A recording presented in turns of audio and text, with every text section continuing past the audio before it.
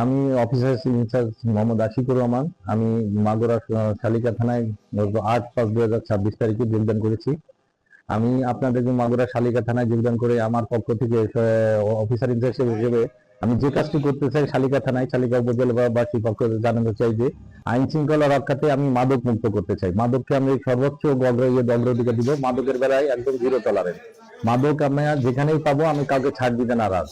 মাদক যে সেবন করবে, যে মাদক বিক্রি করবে এবং এর সাথে যারাই জড়িত কাউকে ছাড় দেওয়া হবে না। আর মাদক, জুয়া, অবৈধ কার্যকলাপ, চাঁদাবাজ, সন্ত্রাসী গ্রেপ্তার এই লক্ষ্যে আমরা কাজ করে যাচ্ছি। আপনারা জানবেন আমরা গতকালের বিশেষ অভিযানে 9 জন আসামিকে গ্রেপ্তার করেছি। এর মধ্যে যে ওয়ারেন্ট আছে, ওয়ারেন্টের সাজা আছে, তারপর নিয়মিত মামলার আসামি আছে এবং মাদকেরও আছে, মোবাইল কোর্টও আছে। এই মামলা আমরা এই অভিযান অব্যাহত থাকবে। আমরা শালিকা থানাকে ইফটিজিং, তারপর মাদক মুক্ত, জুয়া মুক্ত এবং আইন শৃঙ্খলা অবনতি যারা অস্ত্রধারী, চাঁদাবাজ, সন্ত্রাসী যাতে না থাকে সে লক্ষ্যে আমি জোর কাজ করে যাব এবং আইন শৃঙ্খলা রক্ষার জন্য যা যা প্রয়োজন আমরা সেটা ভূমিকা রাখবো। ধন্যবাদ।